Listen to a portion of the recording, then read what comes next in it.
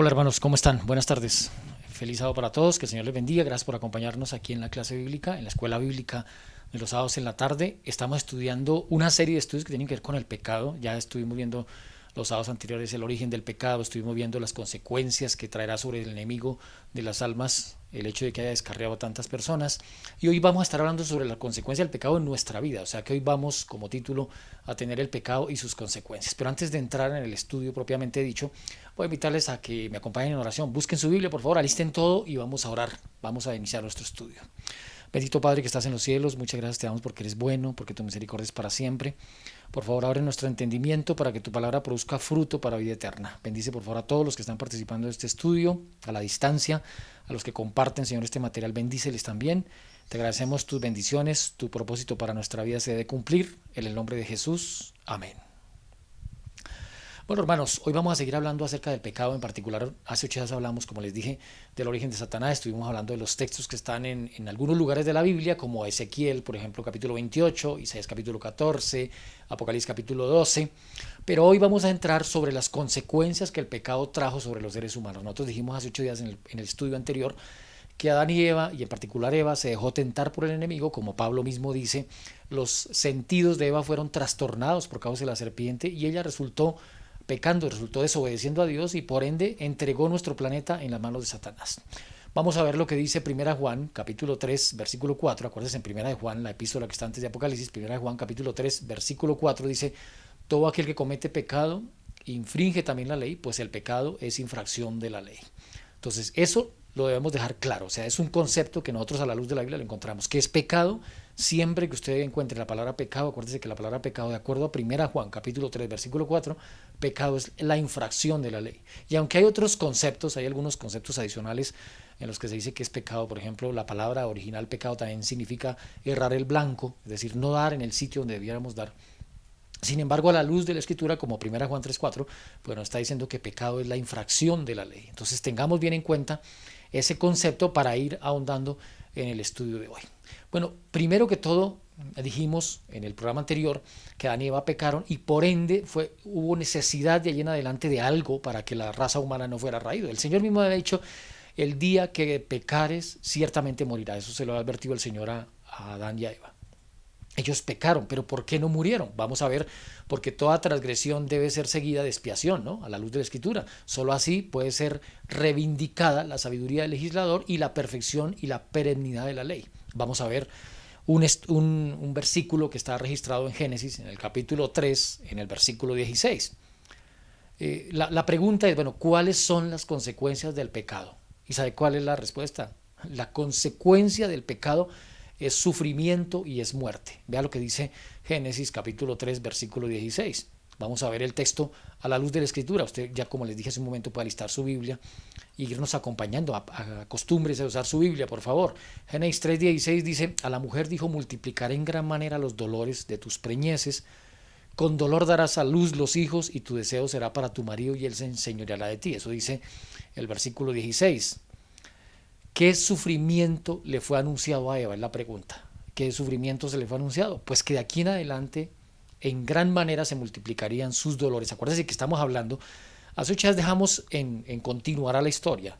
Estuvimos mencionando que Adán y Eva pecaron, que nuestros padres se equivocaron, que le dieron la entrada a este mundo a Satanás, y eso trae unas consecuencias.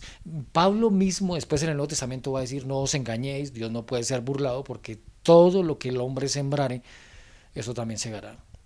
Y eso nos queda a nosotros como lección de lo que estamos leyendo, en el hecho de que no puede uno sembrar vientos y esperar que se coseche otra cosa diferente a torbellinos. La Escritura misma lo dice. Los seres humanos sembraron desobediencia, y ¿qué va a venir? El Señor se lo advirtió a Eva: cuidado, no tomen del árbol de la ciencia del bien y del mal, porque se van a morir, porque se van a sufrir, porque se van a entrar en problemas. Eva no hizo caso de la advertencia del Señor. Y entonces aquí vino una consecuencia. Acuérdense nosotros que vamos a hablar, no tanto, porque algunos dirán es que el Señor castiga a los seres humanos porque desobedecen, pero no se trata de castigo, se trata de consecuencia. Si a alguno de nosotros se le pasa por la mente desafiar la ley de la gravedad, va a tener su consecuencia. Si a uno se le ocurre botarse de un piso número 20 a un piso número 30 de un edificio, uno ya sabe lo que le espera allá abajo.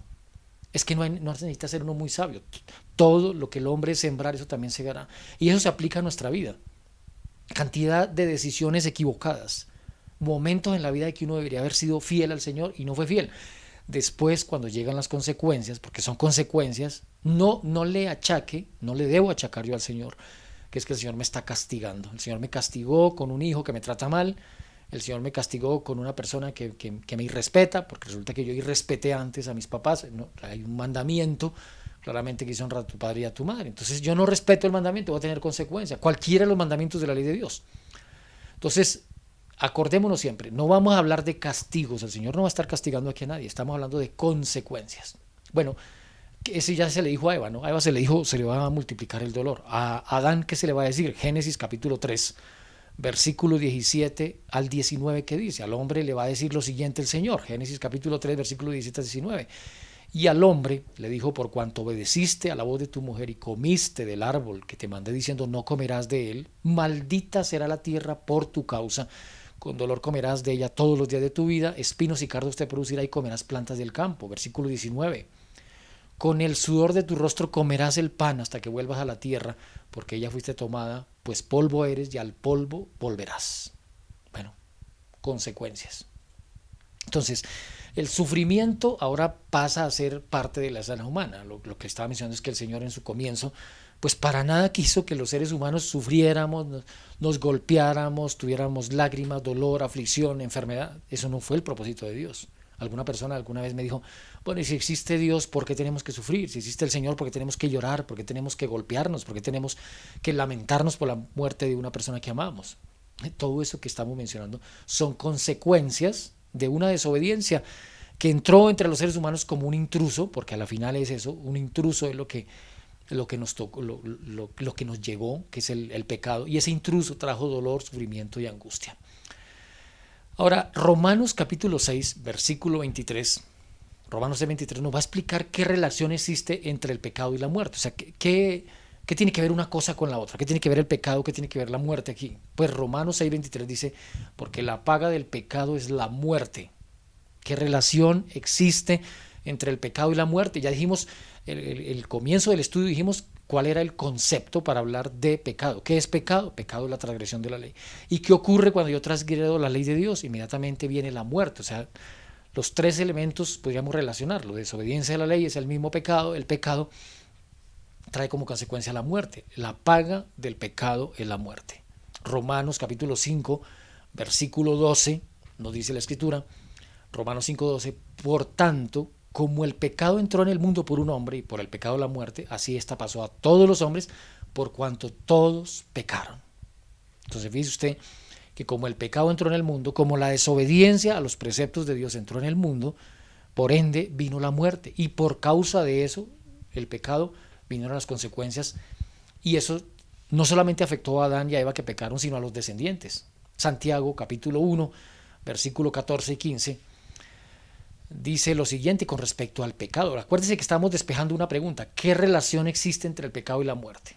Santiago capítulo 1, versículo 14 y 15 me dice qué relación existe. Vean, Santiago, voy a buscarlo por acá en mi Biblia, Santiago capítulo 1, versículo 14.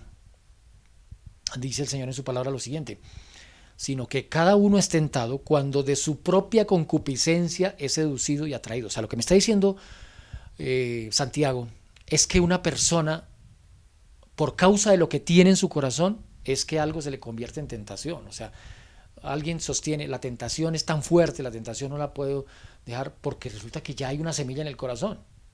Es decir, en el caso del Señor Jesucristo, por ejemplo, dice que Él fue tentado en muchas cosas, pero pues en Él no había consecuencia fatal la tentación porque resulta que no había nada en su corazón. Pero cuando en el corazón mío hay algo, y aparte de eso llega la tentación, pues entonces tengo problemas grandes. Cada uno es tentado cuando de su propia concupiscencia es atraído y seducido. Dice el versículo 15, Santiago 1:15. Entonces la concupiscencia, después que ha concebido, da a luz el pecado, y el pecado siendo consumado da a luz la muerte. Entonces fíjese, ahí va la cadena. Concupiscencia es lo que tengo en el corazón, son los pensamientos equivocados. Mire, cuando una persona, por ejemplo, malogra su matrimonio por causa del adulterio, hay un mandamiento que dice no cometerás adulterio, pero no crea que es que una persona va a adulterar porque sí. Es decir, salió de un ayuno en la iglesia, estaba en una vigilia toda la noche, clamándole y suplicándole a Dios, y salió, y después de que salió de la vigilia, entonces resultó en una residencia cometiendo adulterio con una mujer que no era su esposa. No, eso no es así tan fácil. Para que se cometa ese adulterio, antes ha habido algo que Pablo, Santiago mismo está diciendo aquí en el versículo, que es la concupiscencia, es el versículo 15. Es decir, antes de que se cometa la acción, ya ha venido algo trabajando mi cabeza, algo ha venido trabajando mi corazón. Que es lo que dice el versículo 15, la concupiscencia, después que ha concebido, da a luz el pecado. Es decir, por un lado está mi condición de pecador. Sí, claro, todos tenemos una naturaleza pecaminosa con la que nacimos. Tenemos encima una degradación de casi 6.000 años. Eso nos acompaña, vamos ahí, claro, todos tenemos el mismo problema, pero otra cosa es que yo le dé lugar en mi corazón. Lutero en algún momento dijo, es imposible que yo no deje que las aves pasen por encima de mi cabeza, pero lo que sí puedo yo evitar es que las aves hagan nido en mi cabeza. Si los pájaros que pasan por encima de mi cabeza hacen nido en mi cabeza, hay un problema conmigo. Es factible que a usted en la vida le vengan pensamientos regulares, pensamientos no de mucha consagración, pensamientos cuestionables, pero usted no va a dejar que eso le haga nido en su cabeza, ni en su corazón. Porque cuando usted deja que esos pensamientos hagan nido en su cabeza o en su corazón, entonces está entrando en algo que la Biblia llama, que se llama concupiscencia. Es decir, yo me estoy pervirtiendo en mis pensamientos, yo mismo estoy dando lugar a que el enemigo empiece a manejarme la vida. Eso fue lo que pasó en el caso de David. David sube a la terraza de su casa, se da cuenta que una vecina se está bañando, la vecina es muy hermosa, resulta llamándola y comete adulterio. Y ahí se viene una cantidad de desgracias para David, porque solamente en las novelas, en televisión terminan las historias como esa bien. Por lo general en la vida real terminan bien mal, y en el caso de David, pues la consecuencia fue fatal. Trajo problemas sobre su vida, trajo problemas sobre sus hijos, problemas sobre la casa de Urías, imagínense, le resultó perjudicando a un hombre inocente. Todo eso porque en su corazón hubo concupiscencia. Entonces fíjese usted, regresamos al estudio. Santiago 1, 14, 15 dice, sino que cada uno es tentado cuando de su propia concupiscencia es atraído. Cuando alguien se roba algo no es porque, no, es que yo no me di cuenta y me lo eché en el bolsillo. No, es que ya ha venido en mi cabeza trabajando un poco. Es decir, en la Biblia siempre, antes de que ocurra el pecado, hay primero una escena de codicia.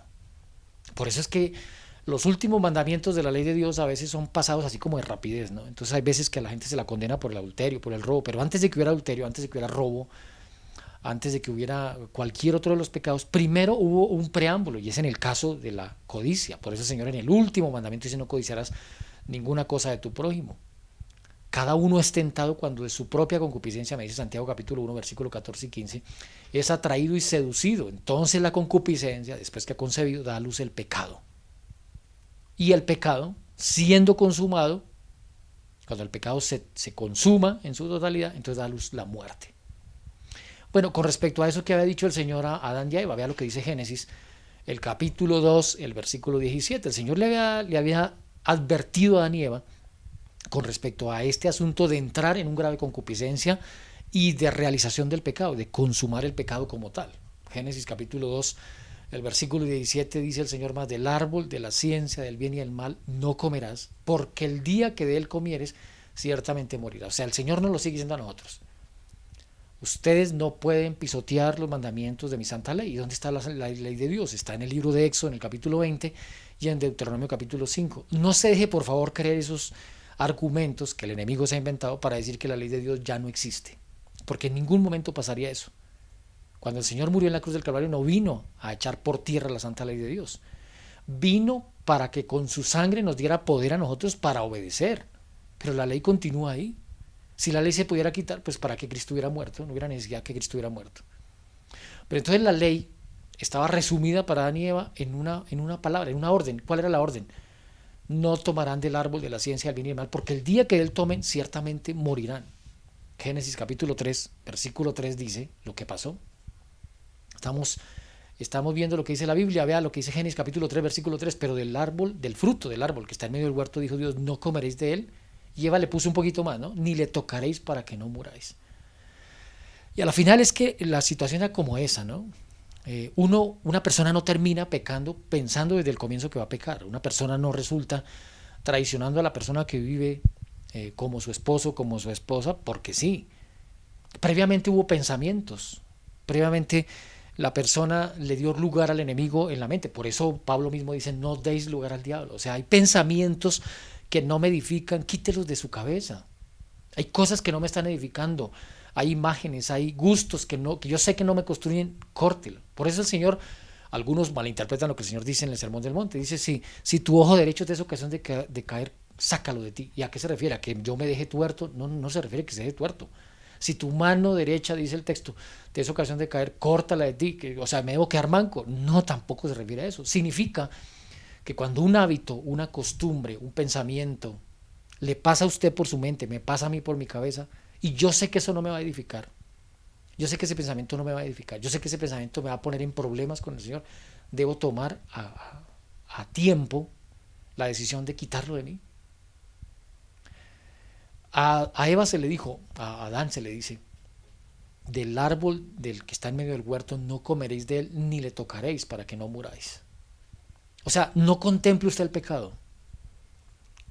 Usted se da cuenta el caso de José, por ejemplo. José en el libro de Génesis fue un hombre íntegro. La esposa de Potifar le propuso acostarse con él. José, duerme conmigo, le dice. ¿Y por qué José no cayó? ¿Sabe por qué no cayó José? Porque José no venía con anticipación diciendo, ve qué hermosa la esposa de Potifar, qué mujer tan bonita, y cómo camina la esposa de Potifar tan hermosa, y los ojos tan hermosos que tiene la esposa de Potifar. Si hubiera venido en esa tónica José con tiempo, el día que ella le dice que se acueste con él, de una vez se hubiera acostado. Pero por eso mismo el Señor nos advierte que no acariciar al pecado, no en la acción misma, sino en los pensamientos previos. O sea, el problema está desde mucho más atrás. Bueno, voy a compartirles un versículo adicional. Segunda Pedro capítulo 3, Segunda Pedro capítulo 2, perdón, versículo 19. Me va diciendo lo siguiente, mire, cuando uno ha caído en el pecado, ya les mencioné el caso, y yo creo que podemos ir comparando en el estudio esta tarde. Vaya usted haciéndose una idea de cómo fue el carácter de José, allá en Génesis, cómo fue el carácter de José para mantenerse íntegro ante la tentación de una mujer, y cómo fue de blando la respuesta y la resolución que tuvo David ante la tentación de ver a la esposa de Urías en la terraza bañándose. Seguro, yo no sé, la Biblia no lo dice. La Biblia solamente dice que David subió a la terraza y que vio a la mujer bañándose, a Betsabé bañándose, y entonces la mandó llamar y ella tampoco se hizo el rogar y vino y terminó en adulterio. Y eso terminó en una película de muerte solamente, porque hasta los hijos van a matarse entre ellos, eso va a terminar mal, muy mal. Entonces, ¿cómo fue de íntegro José? ¿Cómo fue de infiel con Dios David? Las consecuencias que trajeron. La cadena que se echó encima David después de haber cometido el pecado. Y la victoria tan hermosa que tuvo José por mantenerse íntegro. Es decir, cuando una persona se mantiene íntegra, en una época como la nuestra, por ejemplo, en esta época a una persona sensata, a una persona íntegra en su vida, a una persona, inclusive una mujer que es casta, un hombre casto, se lo ve como un ridículo en nuestra época. Los muchachos de colegio, de universidad, hacen mofa de alguien que se mantiene íntegro porque piensa algún día establecer un matrimonio. Eso es ridículo. Pero cuando pasan los años uno se da cuenta quién tenía razón. Cuando el Señor dice no cometerás adulterio, cuando el Señor dice no matarás, no hurtarás, honra a tu padre y a tu madre, no te harás imagen de las cosas que arriba en el cielo, no tendrás otros dioses delante de mí. Cuando uno se da cuenta de esa ley preciosa, Éxodo capítulo 20, Deuteronomio 5, entonces uno se da cuenta de lo que el ser humano se libra de entrar en un estado de cautividad por parte del enemigo. Vea lo que dice 2 Pedro 2.19. 2 Pedro 2.19 dice lo siguiente: el que es vencido de cierta manera por el pecado se hace esclavo de quién.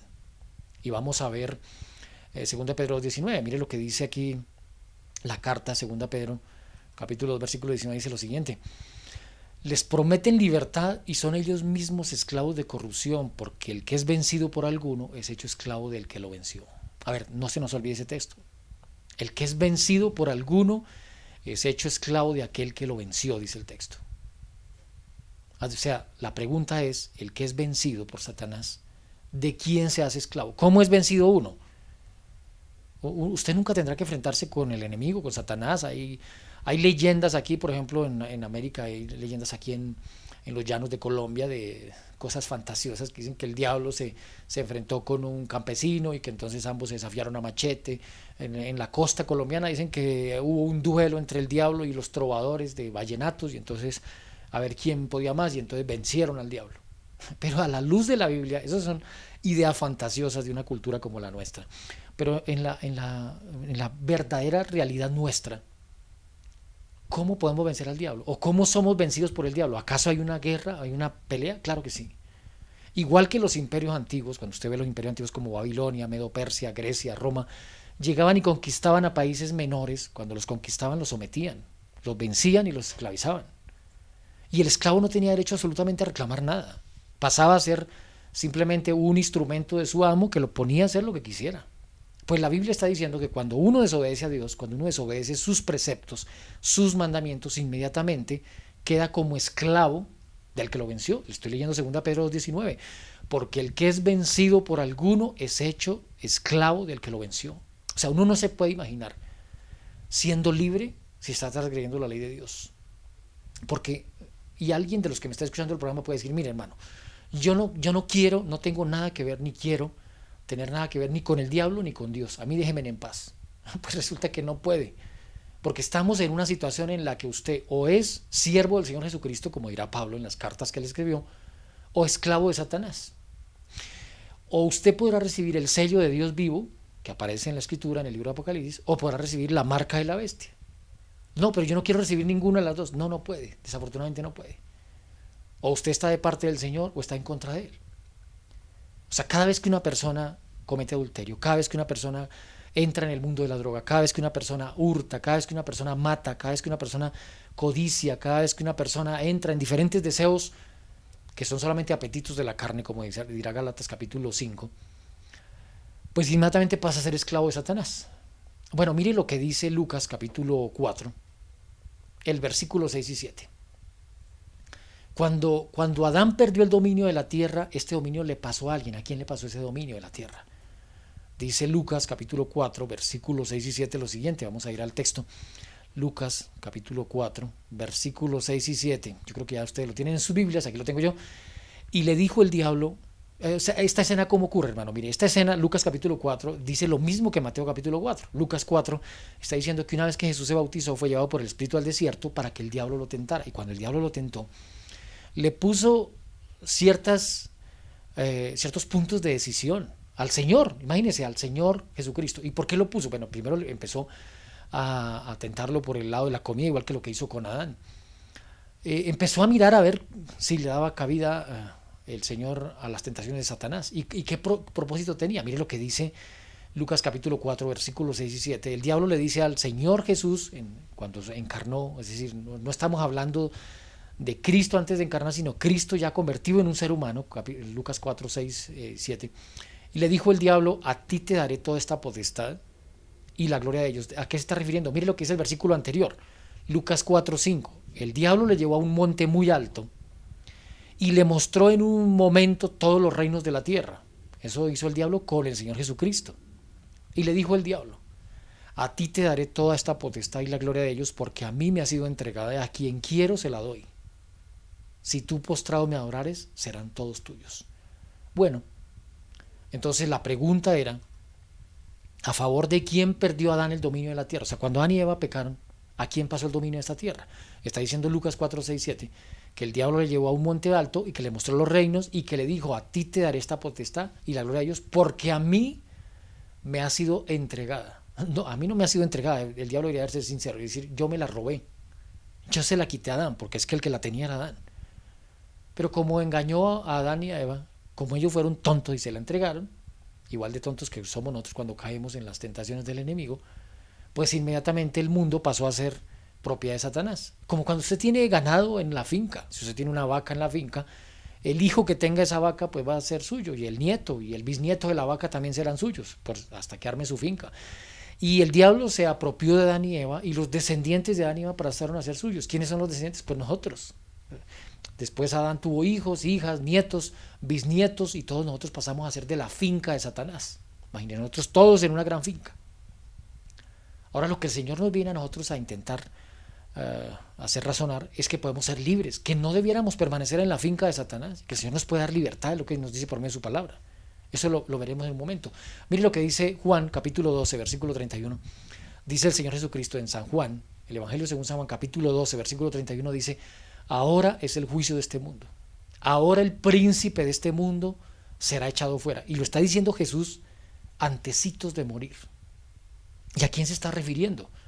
Jesús no estaba refiriendo al emperador de la época, no estaba refiriendo al gobernante. A la final a Jesús no le importaba ni quién estaba de emperador, ni quién estaba de gobernante, ni quién sería el presidente. A veces los cristianos nos podemos un poco distraer con el gobernante de nuestro país o con las cosas políticas y resulta que detrás de esto hay un trasfondo mucho más importante y eterno y tiene que ver con el que gobierna este mundo y con el príncipe de este mundo y con el riesgo que corren los seres humanos cuando son engañados y distraídos en cosas vanas.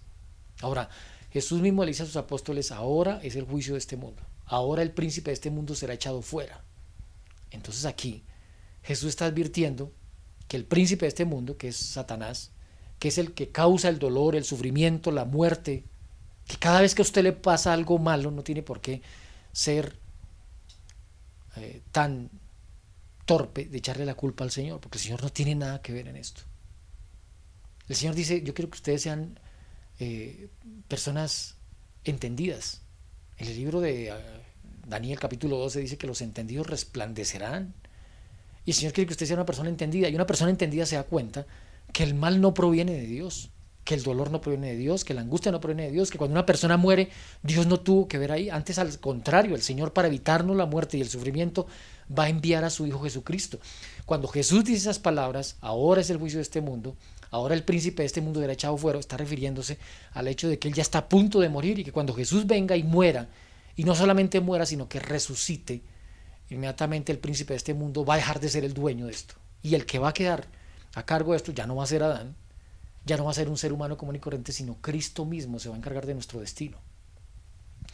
Ahora, San Juan capítulo 14, versículo 30 también dice lo mismo. O sea, Jesús mismo estaba atestiguando que el que estaba a cargo de este planeta era Satanás. No hablaré, dice San Juan 14:30, no hablaré ya mucho con vosotros porque viene el príncipe de este mundo y él nada tiene en mí. Esto es muy importante, este versículo, hermano. O sea, ¿qué está diciendo? Mire, Jesús está diciendo, ya va a venir Satanás, va a venir a zarandearlos a todos ustedes. Está diciéndole a los discípulos del Señor. Va a venir aquí a buscar quién tiene tropezadero. Menos mal, dice Jesús, que Él no tiene nada en mí. O sea, ¿qué significará eso? Que el enemigo busca, hermano, cómo destruir al ser humano. Cuando yo tengo un poquito de rencor en el corazón, Él sabe por dónde metérseme. Yo le pertenezco a Él. Es como, alguna vez escuché una historia de un hombre que vendió una casa y cuando vendió la casa, el dueño anterior de la casa le dijo, mire, yo le vendo esta casa, pero lo único que no le vendo es este clavo que está aquí en la mitad de la sala. Este clavo que está acá en la sala es mío. Le vendo toda la casa, acepta comprar la casa aunque este clavo sea mío. Pues sí, yo acepto la casa, ¿qué me importa ese clavo? O sea, una puntilla, un clavo en mi casa no me estorba, no está bien, yo acepto, la oferta era muy llamativa y el señor compró la casa. Pero un día cuando estaba haciendo una fiesta para su familia, el señor vino y golpeó y dijo, buenas, es que vengo a colgar mi abrigo en mi puntilla, en mi clavo. Y el señor dijo, pues estoy en una reunión, pero bueno, el clavo es suyo, siga por favor y cuelgue. Y así de cuando en cuando venía a visitar y colgaba cosas en plenas reuniones, aparecía a importunar y a colgar cosas en el clavo que estaba en la casa. Hasta que un día trajo un elemento muy desagradable, un animal fétido, muerto, a colgarlo en el clavo de la casa en plena reunión familiar. Pues una situación fatal. Pues eso es más o menos comparativo a lo que puede ocurrir en nuestra vida. ¿Qué significa eso? Que el diablo a nosotros nos puede haber dejado un clavo en el corazón. Y ese clavo, ¿qué puede ser? Pues puede ser un vicio, puede ser una práctica que Dios no aprueba, puede ser un adulterio por ahí guardado, una relación que Dios no está de acuerdo para nada, una relación extramatrimonial, una relación ilícita de personas que no se han casado, de cosas que uno sabe a conciencias que al Señor no le gustan. Eso es tener en el corazón un clavo donde Satanás viene y cuelga su abrigo, su sombrero cada vez que le dé la gana. Por eso Jesús dice, San Juan 14:30, no hablaré ya mucho de vosotros porque viene el príncipe de este mundo y él nada tiene en mí. O sea, ¿qué quiere decir? En el corazón de Jesús no había clavo donde Satanás pudiera colgar su sombrero. En el corazón de Jesús no había clavo donde Satanás pudiera venir a colgar el abrigo. Pero cuando nosotros tenemos en el corazón un clavo donde el diablo puede colgar su abrigo o su sombrero cada vez que quiera, tenemos problemas. Tenemos problemas porque el enemigo se alimenta de nuestras debilidades, se alimenta de nuestros vicios, se alimenta de de nuestra naturaleza caída. Cada vez que yo tengo rencor, cada vez que yo tengo odio, cada vez que me airo, cada vez que codicio lo que no es mío, cada vez que robo, cada vez que pienso en una relación ilícita, inmediatamente le estoy dando lugar al enemigo para que tome más posesión de mí. O sea, me va poniendo un anillo más en la cadena, un anillo más en la cadena, un barrote más en la cárcel.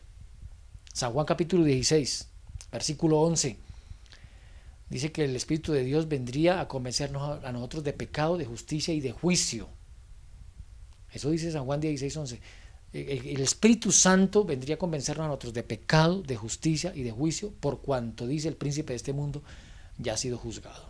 Entonces, en todos estos versículos que acabé de compartirles, se sostiene quién es el gobernante de este mundo, provisional, por causa de la desobediencia de nosotros como seres humanos.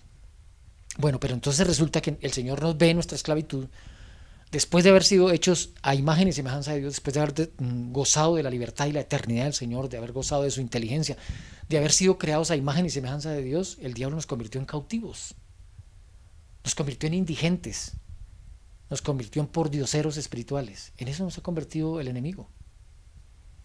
Mire que hay un versículo ahora que me recuerdo que me hubiera gustado leer por acá, a ver si me acuerdo en qué lugar está, pero si no me equivoco está en el libro de Lamentaciones, a ver si lo tengo por aquí, y ese texto tiene mucho que ver con lo que el enemigo hace en las vidas de las personas, en las vidas de los seres humanos. En el Antiguo Testamento yo les dije que los profetas a veces exponían que tanto el bien como el mal provenían de Dios. Ellos no tenían muy claro eso. Habían cosas malas que se las atribuían a Dios, inclusive en el Antiguo Testamento. Ya les dije que inclusive hasta el mismo Job dice en algún momento, como tratando de atribuirle al Señor que toda la desgracia que le pasó pues era como el Señor, porque sin embargo él se resignaba. Pero el libro de Lamentaciones en el capítulo 3, en algún momento Jeremías divaga entre lo que hizo Dios con él y lo que hizo el enemigo con él. Yo realmente no creo que Dios haga eso con uno, esto lo hace el enemigo con nosotros. Y dice lo siguiente, vea el versículo Jeremías capítulo 3, Lamentaciones capítulo 3, Lamentaciones capítulo 3, el versículo 10. Fue para mí oso que acecha, dice el versículo 10, como león en escondrijos. Versículo 11, Lamentaciones 3:11. Torció mis caminos y me despedazó, me dejó desolado. Ténganlo en cuenta una cosa, hermano. Yo le estoy diciendo que estas son las consecuencias que el pecado trae sobre la vida. Estoy diciendo que cuando una persona entra en un terreno de desobediencia contra el Señor, inmediatamente se pone en las manos del enemigo y el enemigo hace todo eso con nosotros. O sea, nunca se le pase por la cabeza diciendo fue que Dios me castigó, el Señor me mandó esta enfermedad porque yo me porté mal con él. No, o sea, ya lo dijimos, que dice Santiago capítulo 1 versículo 17. Dice que todo don perfecto, toda buena dádiva descienden del Señor, del Padre de las luces, en el cual no hay mudanza ni sobra de variación. Pero sigamos leyendo Lamentaciones. Lamentaciones 3, estoy leyendo el versículo 12. Lamentaciones 3:12. Entesó su arco, me puso como blanco para la saeta. Versículo 13. Hizo entrar en mis entrañas las saetas de su aljaba. Versículo 14. Fui escarnio a todo mi pueblo, burla de ellos todos los días. Versículo 15. Me llenó de amarguras, me embriagó de ajenjos. Versículo 16, mis dientes quebró con cascajo, me cubrió de ceniza. Versículo 17, mi alma se alejó de la paz, me olvidé del bien. Versículo 18, y dije, perecieron mis fuerzas y mi esperanza en Jehová. Bueno, eso que está pasando ahí, eso que dice Lamentaciones en el capítulo 3, es lo que el enemigo hace con los seres humanos. O sea, entra una persona en cautividad. Acuérdese usted que una acción que se repite se convierte en un hábito. Y un hábito que se repite y se repite se convierte en el carácter. Y un carácter deforme y un carácter que no tiene la presencia de Dios se convierte en una cautividad. O sea, cuando la Biblia habla del endemoniado gadareno, cuando la Biblia habla de endemoniados, cuando usted ve personas poseídas por el enemigo, eso no fue que el diablo se le metió de un día para el otro porque sí. Ahí hay un lugar en la vida nuestra que nosotros mismos somos los culpables.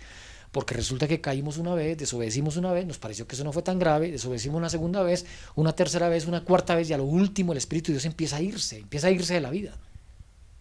Cuando ya no vuelvo yo a pedirle perdón a Dios, cuando ya no le suplico para que me restaure, cuando no me importa hacer lo que sea, se comete lo que en la Biblia llama el pecado contra el Espíritu Santo.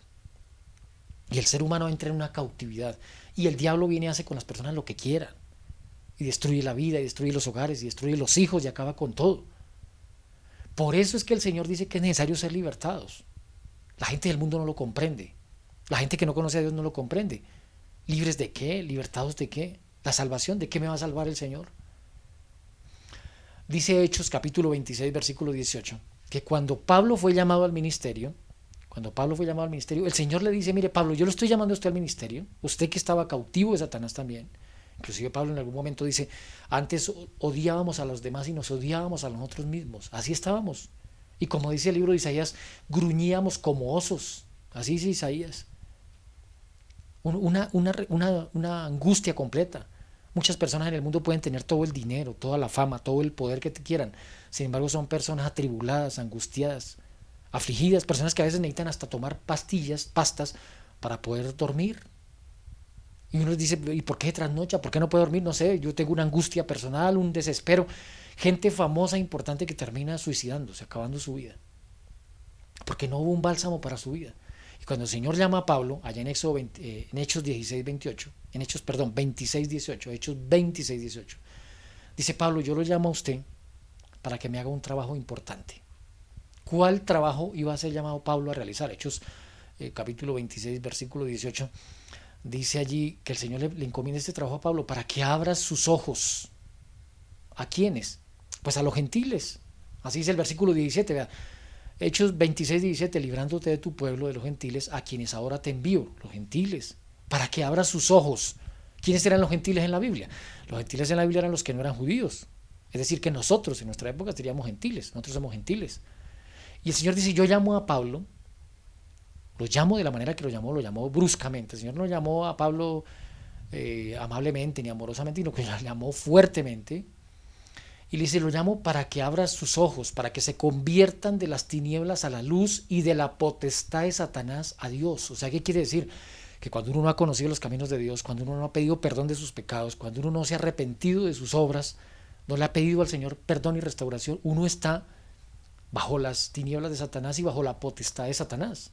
Y dice, para que de esa forma reciban por la fe que es en mí perdón de pecados y herencia entre los santificados. Hermano, hoy yo me asombro de muchas predicaciones que uno encuentra en internet, de predicadores famosísimos, con una cantidad de audiencia increíble, que solamente les hablan a las personas acerca de su progreso material, acerca de sus metas, acerca de que no pueden rendirse, que toca trabajar. Pues claro que toca rendirse, toca estudiar, toca trabajar, toca ver de la familia, toca ir a trabajar. Pero el objetivo real de un ser humano es cómo se pone en las manos de Dios para recibir perdón de pecados, hermano. El evangelio eterno que habla Apocalipsis es el perdón de los pecados. Y yo sinceramente me admiro cómo hay cantidad de ministerios que hablan de todo, menos de que la gente tiene que ser perdonada de sus pecados, que tienen que buscar a Dios y que tienen que arrepentirse. Para eso fue que el Señor llamó a Pablo. El Señor llamó a Pablo no para que les hablara del evangelio de la prosperidad. Judíos, si tenían un carro, ahora van a conseguir dos carros. Si tenían una finca, van a conseguir dos fincas. Ese no es el evangelio bíblico. El evangelio bíblico es que la gente se arrepienta y busquen a Dios y se conviertan y escriban sus nombres en el libro de la vida. Por eso el Señor le dice aquí en Hechos 26, 18, para que abra sus ojos. O sea, en este mundo podemos nosotros participar de las actividades, de los programas, de las empresas que el mundo nos ha marcado. Muchos de nosotros no conocíamos al Señor, solamente cuando alguien nos leyó de la Biblia, cuando encontramos la Biblia, nos dimos cuenta de nuestra condición. Y el Señor le dice a Pablo, yo necesito que usted vaya y les predique para que abra sus ojos. Porque muchas personas en este mundo no saben en qué andan. Perdidos, pero no saben que están perdidos. Condenados para la eternidad y no saben que están condenados. Para que abra sus ojos. Para que se conviertan de las tinieblas a su luz y de la potestad de Satanás a Dios, para que reciban por la fe que es en mí, dice Jesús, perdón de pecados y herencia entre los santificados. Hermanos, es lo más importante de la vida. Necesitamos ser liberados de esa potestad. Si usted aceptó a Jesús como Salvador personal, porque el libro de San Juan, el capítulo 1 lo dice así, el Evangelio de San Juan, a todos los que le recibieron, a los que creen en su nombre, les dio potestad de ser hechos hijos de Dios. O sea, no todos los que hemos sido creados, no todos los que estamos sobre este planeta parados somos hijos de Dios. Es necesario recibir a Cristo en el corazón. A todos los que le recibieron, a los que creen en su nombre, les dio potestad de ser hechos hijos de Dios. Uno tiene que saber que Satanás no deja ir fácilmente a sus presas. Es duro decir esto, No es agradable que a uno le digan que en la vida uno ha estado dominado por el enemigo, pero es así. Nuestra mente tiene que cambiar a la luz de la escritura, de esquemas, de valores, de formas de pensar. El enemigo nos marca, nos pone las pautas. Los medios de comunicación hoy trabajan mucho para que la gente se esfuerce por alcanzar ideales materiales, pasajeros. Bueno, la Biblia dice en Génesis capítulo 3, versículo 8, Génesis 3, 8, que cuando Adán y Eva pecaron y oyeron la voz del Señor, inmediatamente se escondieron. Así dice Génesis 3, 8. Y oyeron la voz de Jehová Dios que se paseaba en el huerto al aire del día, y el hombre y su mujer se escondieron de la presencia de Jehová entre los árboles del huerto. Y mire usted que es que nuestra condición pecaminosa nos lleva a eso. Huir del Señor. Hasta el día de hoy los seres humanos siguen huyendo de Dios. Yo espero que si usted está escuchando este mensaje no huya del Señor, ¿no? Acérquese a Él más bien. Porque es que resulta que cuando estamos en nuestras iniquidades, cuando estamos en nuestros pecados y cuando el enemigo nos maneja la vida, así sean cosas aparentemente buenas las que estemos realizando, entonces el enemigo nos hunde y nos aparta de Dios, hace una brecha entre Dios y nosotros. Lo primero que ocurrió con Adán y Eva fue eso. O sea, ellos se escondieron, ¿por qué? Porque se creó una brecha entre los dos. Entre Dios y los seres humanos se creó una brecha, un hueco. Mire lo que dice Isaías 59:2. Isaías capítulo 59, versículo 2 dice: pero vuestras iniquidades han hecho división entre vosotros y vuestro Dios, y vuestros pecados han hecho ocultar de vosotros su rostro para no oír. O sea, la escritura misma está diciendo que nuestras iniquidades, nuestras decisiones manejadas por el enemigo, nuestro comportamiento, que aparentemente es muy natural, hace una división con Dios. Se ha creado un abismo entre Dios y nosotros. Mire usted lo fácil es que la gente puede invocar un espíritu maligno y hacerse presente el espíritu maligno, y lo difícil que es establecer comunicación con Dios. No a todo mundo se le andan apareciendo ángeles de Dios, más bien se le aparecen ángeles del diablo, sí, eso sí es facilito, porque hay una división entre nosotros y Dios, porque nuestras iniquidades, nuestros pecados. Ahora hay una cosa importante, en Isaías 59:1 dice algo importantísimo, hermano. Algunas personas dicen: pero ¿por qué el Señor ya no me oye? ¿Por qué el Señor no me escucha? ¿Por qué el Señor nos dejó solos? Había una canción inclusive mundana hace tiempo que sonaba diciéndole al Señor que por qué habían niños aguantando hambre, por qué habían ancianos en la calle, por qué nos había dejado solos, decía la canción. Pero mire lo que dice Isaías 59:1. No se ha cortado la mano de Jehová para salvar, ni se ha grabado su oído para oír. O sea, Dios todavía sigue siendo el mismo Dios de la Biblia. Dios todavía puede obrar en su vida y traer libertad y bendición para su hogar y para su casa. Dios todavía puede transformar las vidas que no valen nada en tesoros grandes para el Señor, así como pasaba en la Biblia. No se ha cortado la mano de Jehová para salvar, ni se ha agravado su oído para oír. O sea, el Señor todavía escucha las oraciones de sus hijos. Pero, el versículo 2 dice, pero, Isaías 59:2, pero vuestras iniquidades han hecho división entre vosotros y vuestro Dios, y vuestros pecados han hecho ocultar de vosotros su rostro para no oír. Entonces está diciendo que el problema no es con Dios. O sea, no es el problema que el Señor ahora... Alguien dice: ¿por qué el Señor ahora no le contesta a sus hijos como le contestaba a Elías, como le contestaba a Jeremías, a Daniel? ¿Por qué el Señor no nos manda un ángel? Hermano, porque nuestra iniquidad ha hecho una división entre nosotros y Dios. Y es necesario entonces volvernos a Él. Bueno, miremos lo que dice el siguiente texto, Romanos capítulo 5, versículo 10. Ahora hay algo importante aquí, ¿no? En Romanos capítulo 5, el versículo 10 dice lo siguiente. Voy a buscarlo en mi Biblia aquí. Romanos capítulo 5, versículo 10. Porque si siendo enemigos fuimos reconciliados con Dios por la muerte de su Hijo, mucho más estando reconciliados seremos salvos por su vida. O sea, nosotros estábamos reconciliados. Hermanos, ¿cómo fue que ocurrió nuestra salvación? Nosotros, los seres humanos, nos arrepentimos primero para que el Señor viniera a morir por nosotros. No. Él vino y nos salvó en nuestros pecados y delitos. Él vino y murió así como éramos. Él vino y se sacrificó en la cruz sabiendo el desastre que soy yo. Sin embargo, el Señor vino y nos sacó de nuestros pecados y nos dio libertad. Y ahora hay algo importante, ¿no? Vea lo que dice Efesios capítulo 4, el versículo 18. En esas condiciones el enemigo cega nuestro entendimiento. Y ahí por eso es tan importante ir a la Escritura ahí y saber que el Señor puede lograr que nuestro entendimiento se aclare. ¿Cómo queda el entendimiento humano debido al pecado? O sea, ¿cómo queda nuestro entendimiento? Dice, teniendo el entendimiento entenebrecidos, ajenos a la vida de Dios. Eso dice Efesios capítulo 4, versículo 18. O sea, en qué condición coloca el enemigo a los seres humanos que caen en sus redes? Pues eso somos nosotros. Antes de conocer al Señor, todos estábamos en las mismas. Incluso algunos conociendo al Señor, podemos ir y comulgar con las obras de las tinieblas y quedamos en esa condición. Es decir, cuando una persona empieza a hacer lo que es malo ante los ojos del Señor, empieza a actuar de manera que Dios no aprueba, y le parece que es normal, no es normal. Vea lo que dice Efesios 4, 18. Teniendo el entendimiento entenebrecido, ajenos de la vida de Dios, por la ignorancia que en ellos hay, por la dureza de su corazón. Entonces está diciendo que el enemigo adormece nuestra conciencia. Ahora, 1 Corintios 2.14 está diciendo también algo parecido. 1 Corintios 2.14 dice que las personas en el mundo, cuando no hemos sabido del Señor, dice, el hombre natural no percibe las cosas que son del Espíritu de Dios. Eso dice 1 Corintios 2.14, porque para él son locura y no las puede entender porque se han de discernirse espiritualmente. Entonces ve el diablo como es de astuto. Hace que el ser humano caiga en su cautividad y le quita el entendimiento, le quita la capacidad de discernir. Y algo que el Señor reclama para sus hijos del último tiempo es la capacidad de discernir entre el bien y el mal. Por eso es tan necesaria su santa ley, porque la ley lo único que nos hace es hacer discernir entre lo que es bueno y lo que es malo. Ahora, ¿puede el ser humano por propia iniciativa, por propia voluntad, por disciplina corregirse? O sea, ¿puede uno cambiarse, hermano? De pronto uno dice, bueno, yo creo que no necesito tampoco tanta religiosidad, yo creo que simplemente me propongo de aquí en adelante no voy a hacer malo. Pues eso no es sino convertirse uno en un moralista. Vea lo que dice Jeremías, capítulo 17, versículo 9. Jeremías 17, 9. A ver, si alguno de nosotros tiene la duda de que pueda transformar su corazón con disciplina personal, pues dice lo siguiente, Jeremías 17:9, engañoso es el corazón más que todas las cosas y perverso, ¿quién lo conocerá?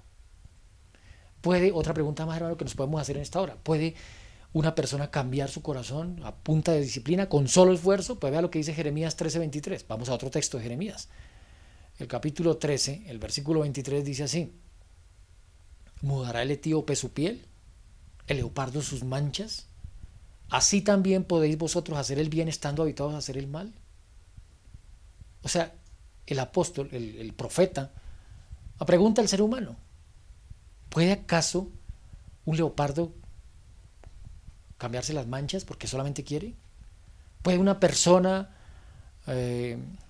afrodescendiente cambiarse el color de su piel con solo querer cambiársela?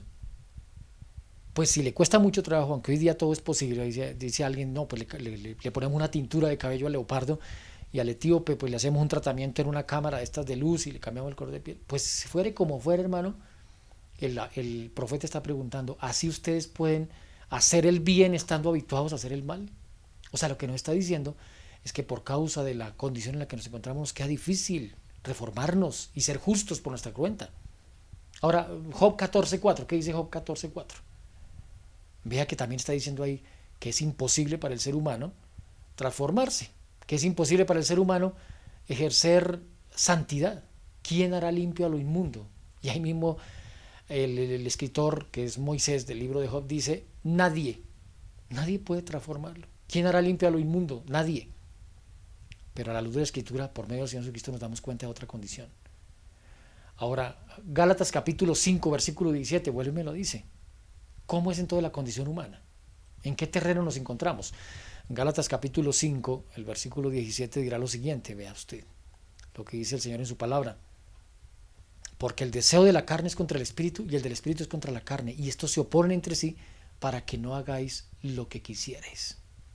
Entonces se fija, inclusive el mismo apóstol Pablo en Romanos capítulo 7, y allá vamos porque prácticamente llegamos al final del estudio con este texto, Romanos capítulo 7, versículo 15, versículo 18, versículo 19, versículo 23. Vamos a leer varios versículos. Pablo mismo está confesando allí, Romanos 7, 15, está confesando allí en la palabra del Señor lo que él sentía. Y yo creo que nosotros, más de uno, nos identificamos con Pablo sobre sus sentimientos personales. Vea lo que dice Romanos 7, 15, porque lo que hago no lo entiendo, pues no hago lo que quiero, sino lo que aborrezco, eso hago. Dice el versículo 17, de manera que ya no soy yo quien hace aquello, sino el pecado que mora en mí. Versículo 18, y yo sé que en mí, esto es en mi carne, no mora el bien, porque el querer el bien está en mí, pero no el hacerlo. Versículo 19, porque no hago el bien que quiero, sino el mal que no quiero, eso hago. Y yo creo que muchos de los que están en esta hora unidos con otros en este estudio bíblico, hemos tenido, dice la cartilla, hemos tenido que reconocer que por más que quisiéramos ser justos y amables y buenas personas, terminamos siendo lo contrario. Eso llevó a Pablo a un desespero completo. Mire usted que dice aquí en el versículo 24, mire cómo dice Pablo, un poco agobiado y deprimido por su condición pecaminosa. O sea, Pablo quería agradarle a Dios, y yo imagino que muchos de los que me están escuchando en esta hora quisieran agradarle al Señor, lógico que sí. Pero dice Pablo, lo que me da mal genio, lo que me ofusca es que yo quiero hacer el bien y termino haciendo el mal. Dice el versículo 24, miserable de mí. Romanos 7:24. ¿Quién me librará de este cuerpo de muerte? Y ahí viene la respuesta para nosotros en esta tarde, hermano. Entonces, 8 días seguiremos ahondando en este estudio bíblico. Pero lo que quiero decir es lo siguiente, a la luz de la Escritura, la solución para nosotros está en el versículo 25. Romanos 7:25 dice que hay remedio para nuestra vida. Que podemos hasta el momento sentir en nuestra experiencia personal quizás cadenas del enemigo, ataduras del enemigo. Podemos sentirnos en una cárcel, como dice Isaías capítulo 14, que el diablo tenía en una cárcel a todos sus súbditos y nunca les quiso abrir la cárcel. Que comercia con las almas de los hombres, así dirá Apocalipsis capítulo 16, Babilonia la grande, que comercializaba inclusive con almas de hombres. Que Satanás es muy astuto para traer cautividad al ser humano, para hacerlo sentir miserable, para hacerlo sentir eh, una basura y para llevarlo a la destrucción y acabarlo, no para darle solución nunca. Es necesario que el Señor nos diga nuestra condición. Eso que hemos estudiado hoy en la Escritura a muchos nos puede llenar un poco de malestar, hasta de depresión, decir, pero el Señor me dice que yo estoy mal, ¿yo qué hago? Pues es que precisamente se necesita eso. Es necesario que uno vaya al médico para que el médico le diga que si uno está mal necesita un remedio. Malísimo el médico, aquí ocurre en Colombia, que hay médicos que dicen que uno está muy bien cuando en realidad se está muriendo. Y el médico dice eso para evitar que la EPS le dé a uno unos remedios para la enfermedad. Entonces, para no darle los remedios, le dicen que está divinamente, que nunca había estado tan saludable. Y el Señor pudiera decirnos a nosotros mentiras. Jorge, usted sí está mejor. Jorge, usted es muy amable. Usted es un ángel completo en la tierra. No, pues qué maravilla, yo me siento feliz. Pero es necesario que el Señor a veces me diga mi realidad. Y Pablo mismo no se miente, Pablo mismo deja ahí. Por eso el Señor permitió que en la Escritura hubieran tantas historias de hombres fracasados, de hombres que cayeron, de hombres que se golpearon, mujeres que tuvieron experiencias terribles en su vida personal y en su vida religiosa, y que cayeran y se ofuscaran y fracasaran para luego levantarlas, restaurarlas y convertirlas en joyas para el Señor. Y hoy el Señor nos dice a nosotros que podemos quizás sentirnos como está diciendo Pablo aquí en Romanos capítulo 7, pero hay un remedio. Lo más importante de la Escritura es que hay remedio para nosotros. Hay medicina para nuestras almas. Mira, hay una orden que el Señor da aquí en el libro de Isaías en el capítulo 52. Voy a leerlo antes de concluir en esta tarde. Voy a leer dos versículos. Voy a leer Isaías y luego voy a leer otra vez Romanos 7:25. Pero en Isaías capítulo 52 dice lo siguiente el Señor en su palabra. Isaías capítulo 52 dice lo siguiente. El Señor deja ahí escrita una palabra de vida, porque resulta que ahí en Isaías capítulo 52 había una opresión, y de alguna manera el Señor está diciendo, mire, es necesario que suelte las cadenas que hay en su cuello, le está diciendo el Señor a su pueblo. Es decir, en el momento en que estaba escribiendo el profeta, el pueblo de Israel estaba pasando por su peor experiencia. Y aunque no puedo ahora colocarles aquí el versículo de Isaías 52, es necesario que lo leamos con calma después. Isaías 52 está diciendo, levántate, vístete tus ropas de gala, Israel. Hijo de Dios, levántate, ponte tus trajes de gala, suelta las cadenas que hay en tu cuello, dice inclusive el versículo. ¿Y cómo podemos soltarnos las cadenas que hay en el cuello? ¿Cómo podemos vestirnos de la ropa de gala que el Señor nos quiere ofrecer? Solamente lo podemos hacer en Cristo Jesús. Por eso fue que tuvo que venir Jesús a morir en la cruz del Calvario. Mire lo que dice ahora el texto que les menciono. Ya encontré el versículo que les estaba haciendo mención. Isaías capítulo 52, versículo 1. Dice, despierta, despierta, vístete de poder, oh Sión, vístete tu ropa hermosa, oh Jerusalén. O sea, ¿qué quiere decir? Usted que me está escuchando, visto a la vista del Señor como un príncipe, como un rey sacerdote, así lo quiere ver el Señor, porque así dice Apocalipsis capítulo 1, versículos 5 y 6. Pero él dice, de repente el enemigo le haya hecho borrar su estima propia, el enemigo lo haya hecho sentir como una basura, el enemigo le ha hecho sentir que usted no tiene remedio, pero no le crea al enemigo, créale al Señor. Por eso el Señor le está dando a usted una orden esta tarde. Dice Isaías 52:1, despierta, despierta, vístete de poder, vístete de tu ropa hermosa, porque nunca más vendrá a ti incircunciso e inmundo, hablando en el pueblo de Israel de la inmundicia, de la maldad. Nunca, no vendrá más a usted la maldición, es lo que está diciendo el Señor. Versículo 2, sacúdete del polvo, levántate, siéntate, Jerusalén, suelta las ataduras de tu cuello. Y el Señor nos dice a nosotros lo mismo. Es necesario vestirnos de sus ropas de gala, es necesario vestirnos de su ropa de justicia. ¿Y cómo lo puedo hacer? Es hora, hermano, de ir a Jesús. Voy a pedirle que vaya nuevamente al versículo de Romanos, el capítulo 7. Romanos 7:25. Y sepa a la luz de la Escritura que hay remedio para nuestra vida. Que no hay caso difícil para el Señor. Que no hay caso perdido para el Señor. Que aún hay gracia extendida. Si usted está escuchando este mensaje, si usted siente el deseo de volver al Señor, no resista la voz del Señor. Búsquelo con el corazón. Dice en el versículo 25, después de que Pablo dijo todo eso, un poco depresivo, diciendo, miserable hombre de mí, ¿quién me librará de este cuerpo de muerte? Dice luego él, gracias doy a Dios por Jesucristo, Señor nuestro. Y usted a esta hora puede darle gracias a Dios por Jesucristo, Señor nuestro, porque Jesús murió en la cruz del Calvario para librarle a usted de la condenación eterna, para devolverle la libertad, para devolverle la estima propia, para devolverle la confianza, para saber que usted es un hijo de Dios, que es considerado por él como un rey sacerdote. Así dice Apocalipsis capítulo 1, 5, 6. En esta hora yo le invito a que vaya delante de la presencia del Señor, a que con un corazón humilde y sencillo nos coloquemos en la presencia del Señor en esta tarde en oración. Vamos a humillarnos delante de su presencia, vamos a pedirle a Él que ore sobre nosotros, porque cuando nosotros nos humillamos ante la presencia del Señor inmediatamente y pedimos perdón de nuestros pecados, las cadenas, las ataduras, los grillos, los barrotes de la cárcel de Satanás se debilitan y se caen.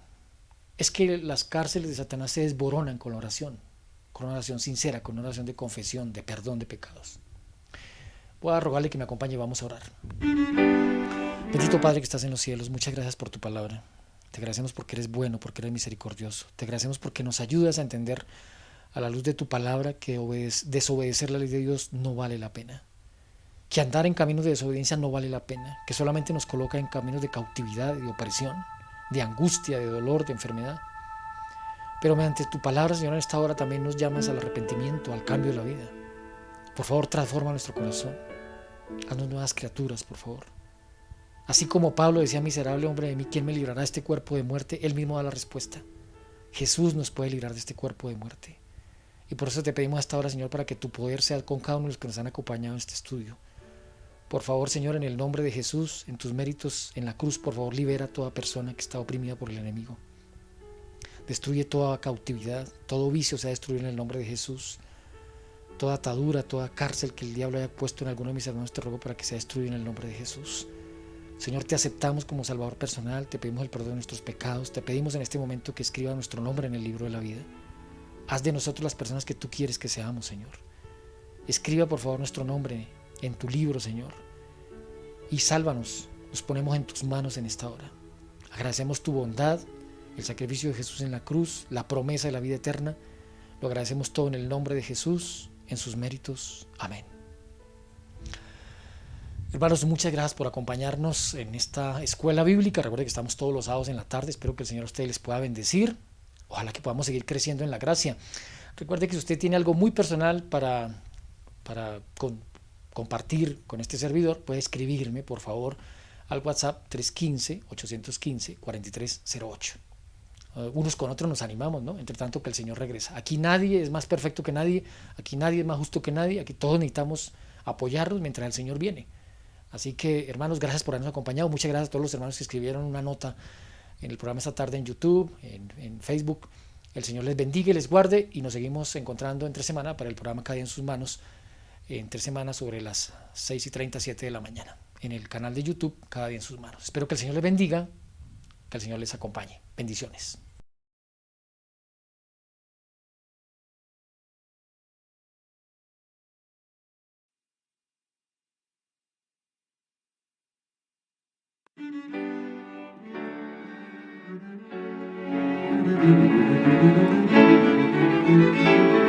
Estoy leyendo la Biblia, palabra de Dios para mí, que trae a mi alma descanso y llena de paz mi vivir. Estoy leyendo la Biblia, antorcha de luz y verdad, lumbrera que guía mis pasos, que vida eterna me da. En medio de la oscuridad y de aflicción me encontraba,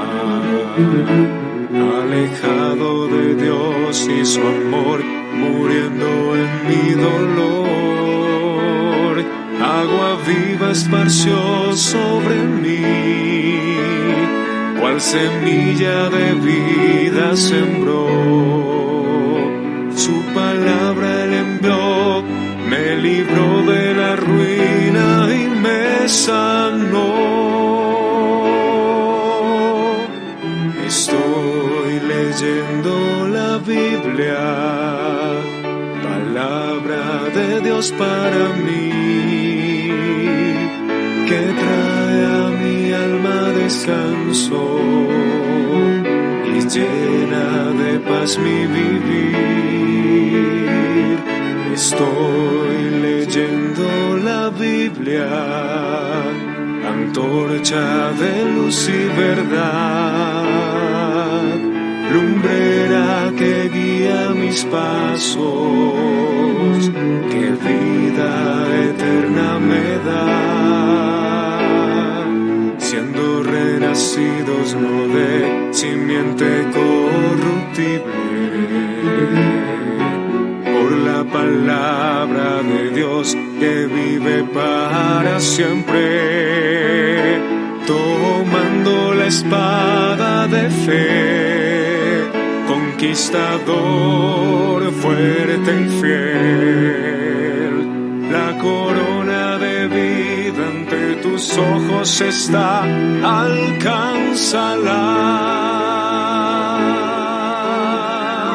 Estoy leyendo la Biblia, palabra de Dios para mí, que trae a mi alma descanso y llena de paz mi vivir.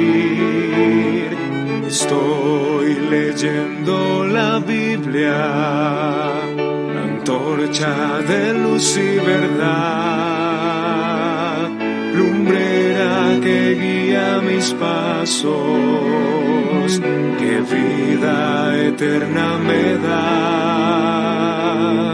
Estoy leyendo la Biblia.